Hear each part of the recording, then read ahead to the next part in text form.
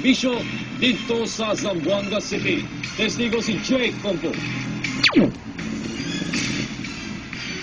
Anda matud pa bisan unsang orasa ang Philippine Red Cross Cagayan de Oro Misamis Oriental Chapter sa pagdonar og voluntaryong tabang karon dito sa krisis nga sinati sa Zamboanga City. Mapahatag man kini sa dugo sa katong samaran nga sibilyan ug sundalo o voluntaryong tabang sa mga evacuee. Ang Cagayan de Oro Misamis Oriental Chapter is very much ready and willing to deploy volunteers if the needs arises, especially sa needs sa dugo. Sa ilang blood bank, sakto lang matulpa ang supply sa dugo din sa Cagayan de Oro nga kung dali man galing manginahanglan dito sa Zamboanga City bagong supply. Sa layong bahil, bisan pa man sa nabalitaan ko sa Red Cross volunteer, ang narisila siya dito noon, ang mga volunteers ni sa Cagayan de Oro dawat ang risgo nga ilang posibleng dangatan ipadalagin sila.